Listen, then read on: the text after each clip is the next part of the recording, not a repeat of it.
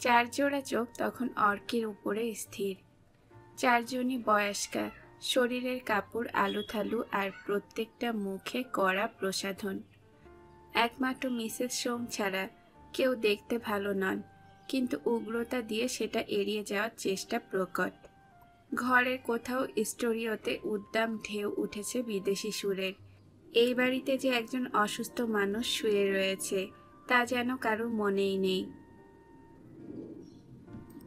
A good collection. রোগামাতন একজন মহিলা ভ্রু তুললেন, যার বুকের আঁচল মাটিতে লুটিয়ে পড়ল। মিসেস সোম ঠোঁট ছোট করলেন।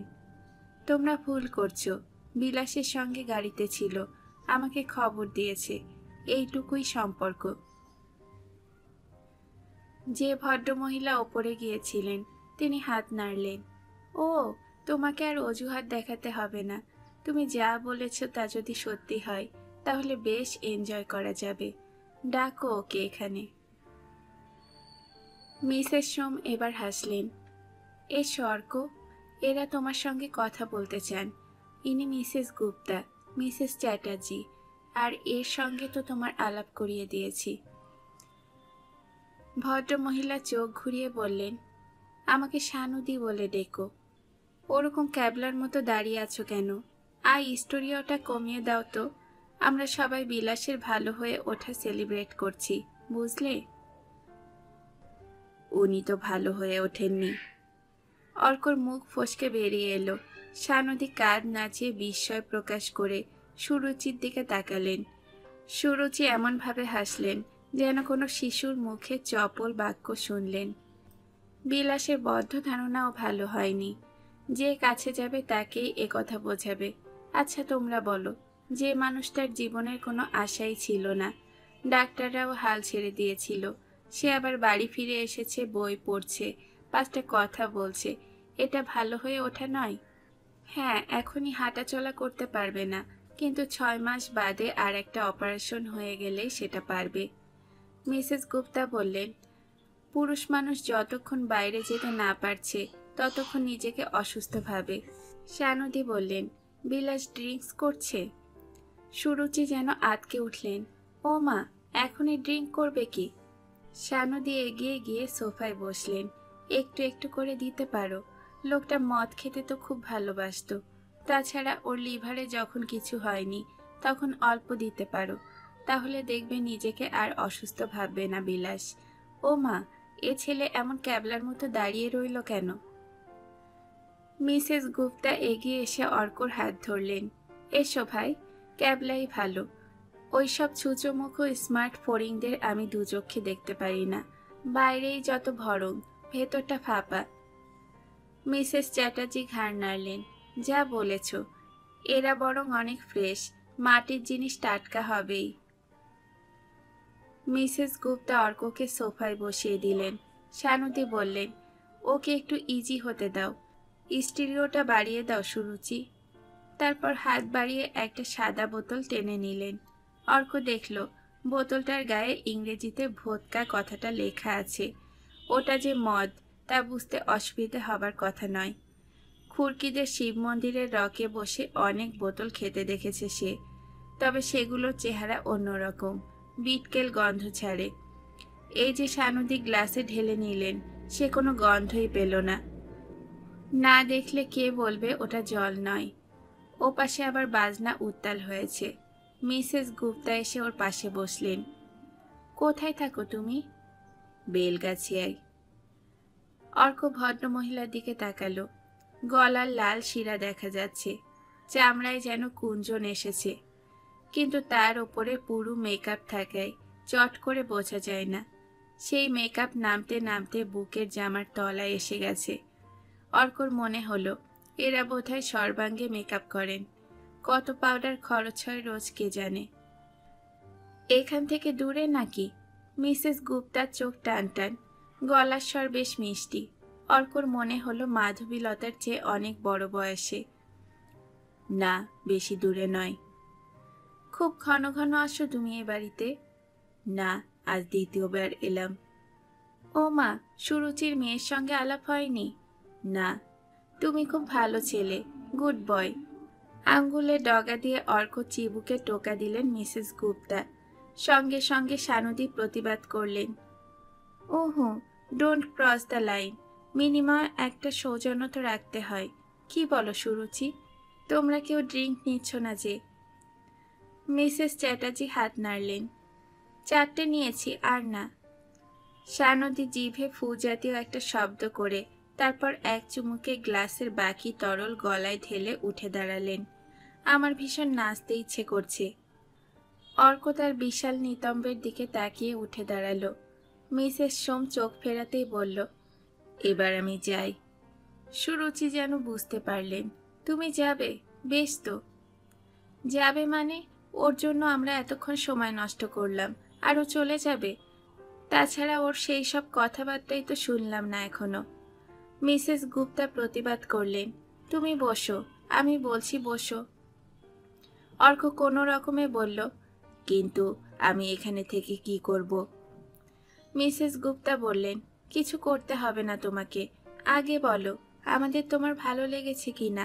খুব খারাপ মানুষ আমরা, তাই না? না, আমি সে কথা বলিনি। আসলে আমার খুব দেরি হয়ে যাচ্ছে। দেরি হয়ে যাচ্ছে?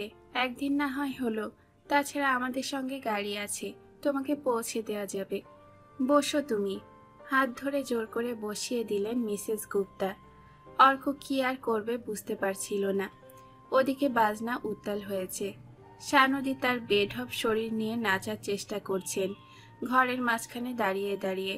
অর্কর মনে হলো এরকম কুৎসিত দৃশ্য জীবনেও দেখেনি সে।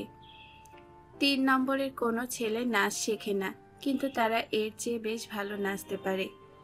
পুজোর সময় বা কোনো মিছিলে বিলু বা কোয়াব যা নাচে তা এর চেয়ে ঢের সুন্দর। সানুদি শরীর কাঁপাবার চেষ্টা করছেন, আর বাকি 3 জন খুব কাছাকাছি হাততালি দিচ্ছে। হঠাৎ সানুদি ঘুরে বললেন, বাহ, আমি একা নাচবো নাকি? তোমরা কেউ আমার সঙ্গে এসো, কামন। হাত নাড়লেন সানুদি। মিসেস গুপ্তা মাথা নাড়লেন, ও গড, আমি পারবো না। আমিও। মিসেস চ্যাটার্জি চোখ বন্ধ করলেন।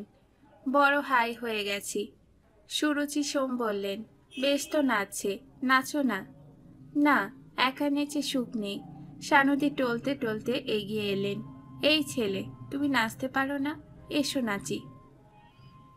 অর্ক বলল, আমি পারি না, আর আপনিও নাচ জানেন না।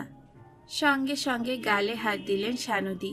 ও মা, এ কি বলে গো? জানো আমি এককালে কত প্রাইজ পেয়েছি নাচের জন্য? আর একবার বললে তোমার গালে আমি একটি চড় মারব। আর সঙ্গে সঙ্গে মাথাটা বিগড়ে গেল অর্কর। চোয়াল শক্ত করে বলল, মুখ সামলে কথা বলবেন, এইসব বাতেলা অন্য লোককে দেখাবেন। মিসেস গুপ্তা প্রায় হুমড়ি খেয়ে পড়লেন ওর গায়ে। কি বললে, কি বললে তুমি? অর্ক চেষ্টা করলো ওকে ঝেড়ে ফেলতে। সরুন তো। সানুদি তখন চোখে চোখ রেখেছেন, খুব মাস্তান বলে মনে হচ্ছে। অর্ক ফুঁসে উঠল, মাস্তানি তো আপনি করছেন, ওরকম রংবাজি আমার সঙ্গে দেখাতে আসবেন না। চড় মারা অত সস্তা নয়। তুমি কি বলতে চাও? কিছুই চাই না। অনেক বাতেলা করেছেন, এবার আমাকে ছেড়ে দিন। অর্ক কথা শেষ করা মাত্রই শুনল হাসির ঝড় উঠল ঘরে। মহিলারা হেসে এর ওর গায়ে লুটিয়ে পড়েছেন। অর্কর রাগ চট করে মিলিয়ে গেল। সে হতভম্বের মতো এদের দেখতে লাগলো। কোথা থেকে কি হলো তা সে বুঝতে পারছে না। তার মধ্যে সানুদি চেঁচিয়ে উঠলেন, ফাইন, ফাইন। মিসেস সোম কোনো রকমে হাসি থামিয়ে উঠে বললেন, কি ঠিক বলেছি কি না? আমার তো সেদিন কথাবার্তা শুনে চোখ কপালে উঠেছিল। কি যেন বলেছিল তোমাকে? মিসেস গুপ্তা দম নিতে নিতে জিজ্ঞাসা করলেন। ন্যাকড়াবাজি। তখন থেকে আপনি ন্যাকড়াবাজি করছেন। অর্কর গলা নকল করে লাইনটা বলার চেষ্টা করতেই আবার হাসির হুল্লোড় উঠল। তার মধ্যে সানুদি অর্কর পাশে এসে বসলেন। কথাটার মানে কি ভাই? কি কথা? ওই যে, মুখে হাত চাপা দিলেন সানুদি, ন্যাকড়াবাজি। ন্যাকড়াবাজি মানে বিলা করা। বিলা করা? আবার খিলখিল করে হাসির ফোয়ারা ছিটকালো। আর তখনই রহস্যটা বুঝতে পারল অর্ক। ওরা ওর মুখে 3 নম্বরের শব্দগুলো শুনে বেশ মজা পাচ্ছে। তার মানে তাকে উত্তেজিত করার জন্যই সানুদি তখন চর মারার কথা বলেছিল। সুরুচি কি ওর ভাষা নিয়ে আগেই এদের সঙ্গে আলোচনা করেছিলেন? নিশ্চয়ই। সানুদি বললেন, তোমাকে ছাড়ছি না ভাই, এসবের কথা আমাদের শেখাতে হবে। তারপর মিসেস চ্যাটার্জির দিকে তাকিয়ে চোখ টিপলেন। আমি আবার ন্যাকড়াবাজি শব্দটার মানে অন্যরকম ভাবছিলাম। তুমি একটা জাতা। মিসেস চ্যাটার্জি ব্লাশ করার চেষ্টা করলেন। আহা, তোমরা যেন ভাবনি। তা ভাই, বিলা কথাটার মানে কি? অর্ক হঠাৎ আবিষ্কার করলো এদের কাছে তার মূল্য বেশ বেড়ে গেছে। তিনজনই তাকে ঘিরে বসে আছে। মিসেস সোম সামান্য দূরে। একবার ৩ নম্বরের শিব মন্দিরে একজন সাধু এসেছিলেন। সেই সাধুর পায়ের তলায় ৩ নম্বরের বুড়িগুলো এরকম ভঙ্গিতে একটু কৃপা পাওয়ার জন্য বসে থাকত। নিজেকে এখন সেই সাধুটার মতো মনে হচ্ছিল তার। এই সুযোগটা হাতছাড়া করা যায় না। সে গম্ভীর গলায় বলল, ঢ্যাবনাগিরি করা। আবার হাসি ছাড়ল। মিসেস গুপ্তার শরীর কাঁপতে কাঁপতে অর্কর কোলের ওপর পড়ে যেতেই সানুদি আবার তাকে খোঁচা দিলেন। এই, অমন করো না। প্রথম দিনই ছেলেটাকে ঘাবড়ে দিচ্ছ। ওঠো ওঠো। মিসেস গুপ্তা কোনো রকমে উঠে বসতেই অর্ক হাঁপ ছেড়ে বাঁচল। মিসেস চ্যাটার্জি শিক্ষার্থীর ভঙ্গিতে জিজ্ঞাসা করলেন, আচ্ছা ভাই, কেউ যদি খুব ঝামেলা করে, তোমাকে ডিস্টার্ব করে, তাহলে তুমি সেটাকে কি বলবে? অর্ক একটু চিন্তা করল। কিলা খুরকিদের ভাষাগুলো মনে করার চেষ্টা করল। দুজনেই শালা মায়ের ভোগে চলে গেছে এখন। তারপর গম্ভীর গলায় বলল, ঝামেলা করা মানে কি চাইন করা? কি চাইন? মিসেস চ্যাটার্জি শব্দটা ২-৩ বার আওড়ে নিয়ে বেশ গর্বের গলায় বললেন, আজ কর্তার মুখের ওপর বলতে হবে, ডোন্ট মেক কিচাইন উইথ মি। শব্দটার মধ্যে বেশ জোর আছে, তাই না? প্রায় ১ ঘন্টা ধরে ওকে ঘরে বসিয়ে হাসির তুবড়ি ফাটালো। অর্ক ততক্ষণে ব্যাপারটা কবজা করে নিয়েছে। এই প্রৌঢ়া মহিলারা রকের ভাষা শুনে নিজেরাই কিলবিল করছে। অর্ক যতটা জানে ততটাই ওদের প্রশ্নের উত্তরে বলে যাচ্ছিল। ক্রমশ প্রশ্নগুলো নরনারীর প্রেম সম্পর্কের ধার ঘেঁষে চলে এলো। এর অনেক শব্দ অর্ক জানে না, কিন্তু সে বুঝতে পারছিল যে অজ্ঞতা দেখালে এরা খুব হতাশ হবেন। অতএব যা মনে আসে তাই বলে যেতে লাগলো সে। শেষ পর্যন্ত সানুদি বললেন, ও ফাইন, দারুণ জমেছিল আজ। সুরুচি, তুমি কিন্তু স্বার্থপরের মতো এত বড় একটা অ্যাসেট লুকিয়ে রেখেছিলে, আর ওকে ছাড়া হচ্ছে না। মিসেস গুপ্তা বললেন, এর পরের দিন আমার বাড়িতে এসো সবাই। অর্ক, তুমিও এসো। তোমাকে বাদ দিয়ে আমি পার্টির কথা ভাবতেই পারছি না। মিসেস চ্যাটার্জি বললেন, আমার ওখানে কবে আসছো? সানুদি বললেন, আরে বাবা, হবে হবে, অর্ক তো পালিয়ে যাচ্ছে না। আমার মাথায় একটা আইডিয়া এসেছে। মিসেস গুপ্তা সন্ধিষ্ণু গলায় প্রশ্ন করলেন, কি আইডিয়া? আমরা তো সামনের মাসে দার্জিলিংয়ে যাচ্ছি। অর্ক চলুক না আমাদের সঙ্গে, খুব জমবে তাহলে। ও থাকলে আমাদের আরো অনেক উপকার হবে, তাই না সানুদি? সানুদির গলা অন্যরকম শোনালো। Fine fine. চিৎকারগুলো সানুদির সমর্থন করলো, কিন্তু মিসেস সোম মাথা নাড়লেন। তোমরা একটা ব্যাপার কিন্তু একদমই ভাবছো না। বাড়ি থেকে পারমিশন না পেলে ও বেচারা যাবে কি করে? সানুদি বলল, সেটাও নিশ্চয়ই ম্যানেজ করতে পারবে। জোয়ান ছেলে বলে কথা। কি গো, তুমি ম্যানেজ করতে পারবে না? দেখি। দেখা দেখা চলবে না, তোমাকে আমাদের সঙ্গে যেতেই হবে। যদি দরকার হয় আমি গিয়ে তোমার বাবা মায়ের সঙ্গে কথা বলবো, সানুদি জানালেন। মিসেস গুপ্তা জিজ্ঞাসা করলেন, কে কে আছে বাড়িতে? বাবা আর মা। চমৎকার। তুমি এখনো কলকাতার বাইরে গিয়েছো? না। ও দারুণ, একদম ফ্রেশ ফ্রম সয়েল। ও সুরুচি, তুমি একটা দারুণ ডিসকভারি করেছো। মিসেস গুপ্তা পুলকিত হলেন। কিন্তু ওর পড়াশুনোর কি হবে? মিসেস সোমের আপত্তিটা স্পষ্ট। আরে ৭ দিন না পড়লে এমন কি মহাভারত অশুদ্ধ হবে? এই যে তোমার মেয়ে স্কুলের সঙ্গে বাইরে গেছে, ওর পড়াশোনা খারাপ হয়ে যাবে? সানুদি প্রতিবাদ জানালেন। তখনই পার্টি ভেঙে গেল। প্রত্যেকেই অর্ককে ঠিকানা এবং টেলিফোন নম্বর দিলেন।